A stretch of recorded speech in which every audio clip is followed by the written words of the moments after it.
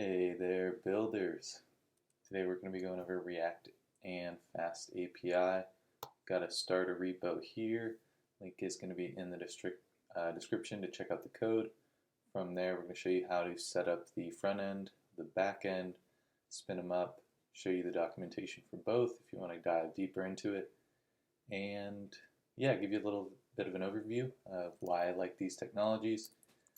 And yeah, let's get into it. So first things first, on your computer, open up terminal. And what we're going to do is we're going to check out the code. So this is using Git. You type Git Clone. And then on code here, you can copy this HTTPS link. I do want to check out the GitHub CLI. I'm curious how that is. Yeah, random aside. But yeah, okay, so we check it out, and then we can go into that directory. And first thing we're going to do is open it up in Visual Studio Code. So there are two folders.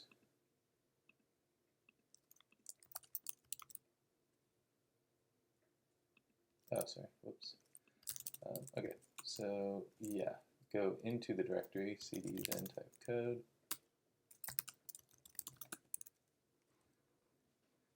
Okay, there we go. So we've got our back end, we've got our front end, and we've got the README. This has the steps. I have a markdown preview reviewer here, but you can see the same on GitHub. So for the front end, what we're going to want to do is we're going to run npm install and then npm run start. So let's get the front end up and running. Cd front end.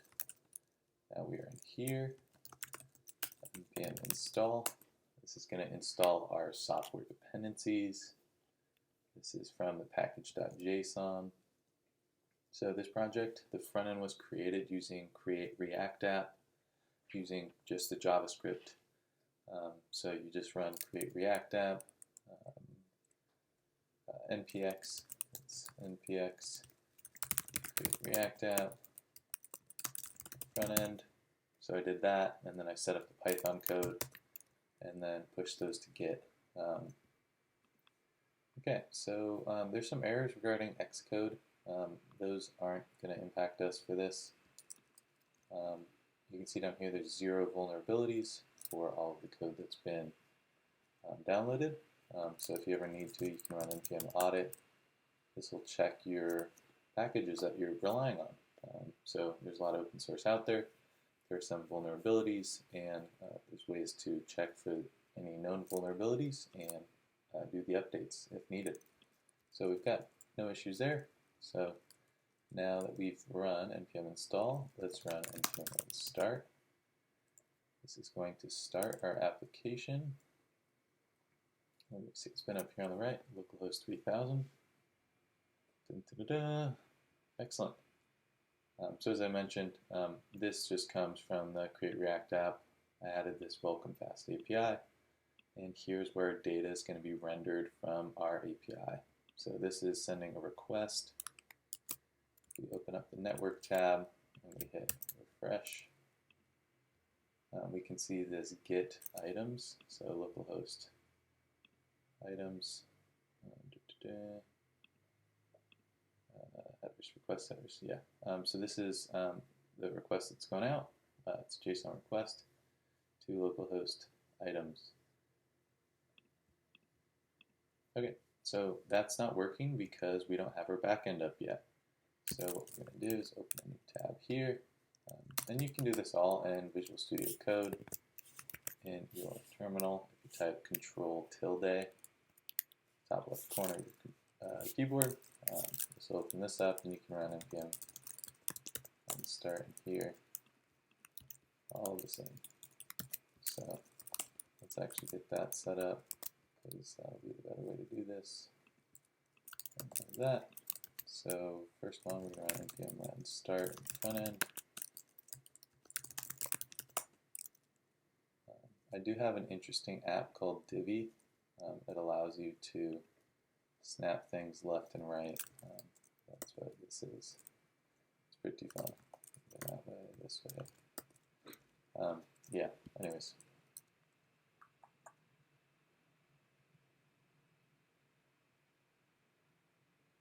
Okay, so the front end is up and running. Now we're going to get the back end spinning up. So we're going to open up a second down here, and this is going to go into the back end. So from the back end, what we need to do is we need to activate this, we need to create a Python virtual environment. So the virtual environment is going to capture our software dependencies. So to create that, we do python-3 env to run the virtual env module, and we're going to name it env. So this is going to create an environment in this directory here. Type ls. So we've got env. Now we can't activate that environment. So before I do that, we can type pip3 list. This is for Python package managing, and we can see all of the globally installed packages. If you're working on a project though, you want to isolate your dependencies. So what we do is we activate that env/bin activate, and in the bottom left here you can see env has been activated. Now if we type pip3 list, you will see just what comes installed with the virtual environment. So now we need to install our dependencies. Again, this is all written on the README. So we've created a virtual environment, we've activated it. Now we want to install the dependencies that are in this requirements.txt. So these are all the different dependencies we need. Here's FastAPI, Starlets for testing, Pydantic gives you types, which is pretty powerful. If you're making a really big Python project, it's a great thing to have. So, and Click, that's just a beautiful repository. Check out the Click repo on GitHub. Yeah, so let's keep going. So we're going to install our dependencies into requirements.txt. So we do this by install-r requirements.txt. It's going to install those dependencies into here, and now we can type pip3 list, and we should see our new dependencies, and we do have those. Excellent. So now that we have our dependencies, we're going to go into our source directory. This has our api.py, which is our main API that we're going to be running, and we're going to run that. So in the README, it says to run uvicorn is the server that we're using, API, and this API references the file api.py, and then the app references the application within here. So down here we have app equals create application. You can change it to something else, but in this case we do API :app -- reload. So we can see uvicorn has started up, it's running and reloading the process as well. So that reload is going to be nice. That allows us to make changes, and then those will be reflected immediately. So let's see if we refresh this. Okay, great. Yeah, so we've got our data here. You can see this items did send the request and return the response as well. So that's all great. So the reason for building the starter project is you need to get set up with CORS, which is middleware that enables requests to come from different endpoints, different ports, and allows certain traffic. So it's a security measure. It's really great in some cases if you want to prevent images from loading on your site from Imager, or if you want to prevent JavaScript from running, or limit some of the headers. You can access and control all of that here. It's very powerful, but when getting set up initially, I think more of a hindrance than an aid. Though it's good to have the guardrails up and make it hard so that security is a first principle rather than an afterthought. So we've got that set up here. So ignoring this part, what are we doing in here? So the backend creates the application, returns a FastAPI application. FastAPI uses Pydantic for typing, so you get some extra benefits there. So we have our app, and it is going to, this is just some items that we return in the items array, but this could be your database or something like that. We've got two endpoints in here. So this ampersand yeah, no, at app-get. Yeah, so this is the home root, and then this here /items. This is the items root. So when we go to localhost 3000, this is sending a request to /items. I'll show you what that looks like. 3000 /items. So this returns, you can see here, it get /items, so return to 200. We just go here, it returns 8000. That's supposed to be 1000. Yeah, so that's those are the different endpoints. So if you wanted to build something out here, you could, let's say you wanted to run some code here, analyze something, right? Or more realistic. Let's say this was a function. We'll call it analyze something.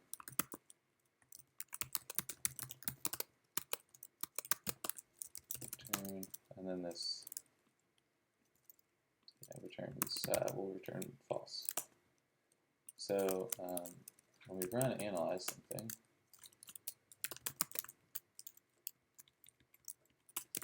maybe this is communicating to a different service or something like that.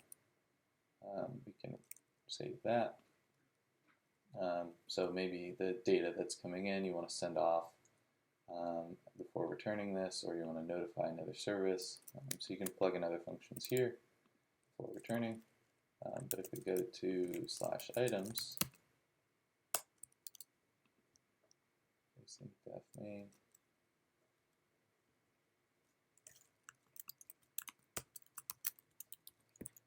we can see down here.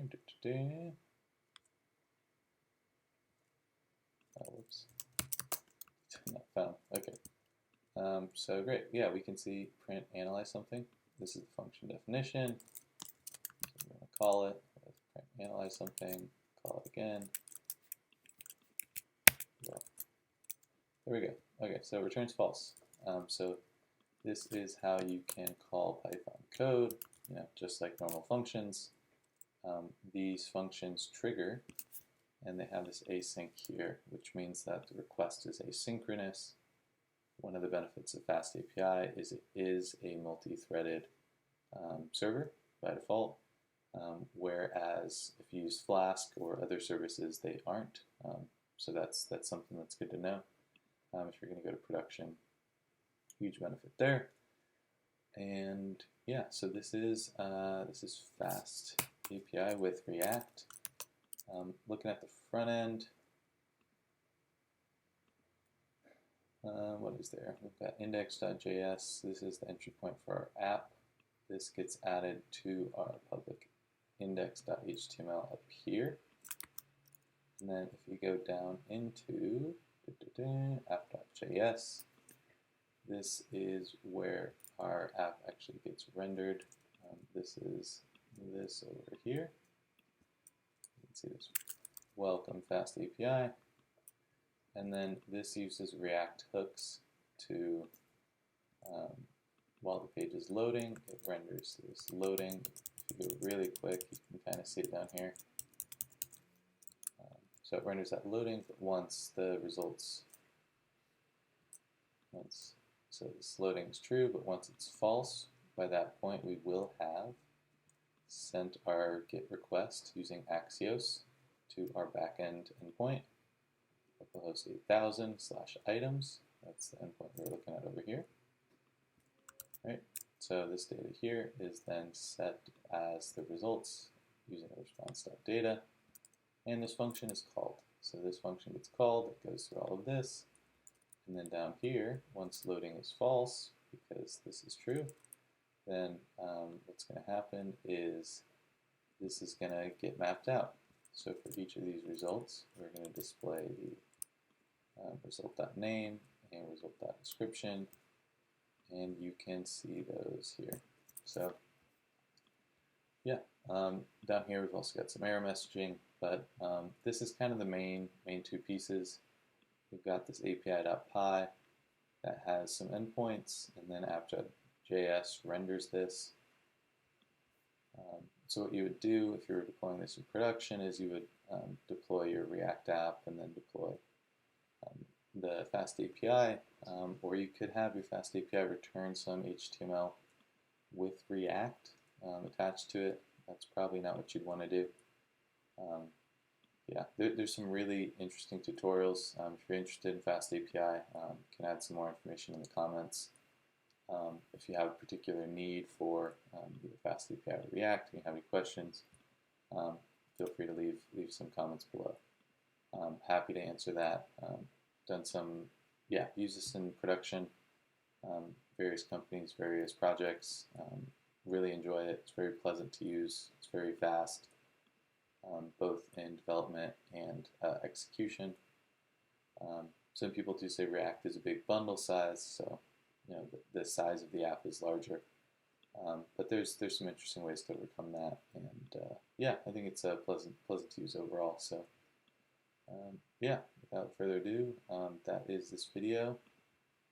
Again, check out the code, pull it on down, and there's some additional documentation regarding if you want to add new dependencies, you can run pip install to add those, and then you do pip freeze, and that'll save to your requirements.txt. Just make sure to push that to GitHub so everyone else can pull your changes down. Down here there's some information on if you need to use the debugger with Python, some details there. Check it out. It's fun to use. Have a good one.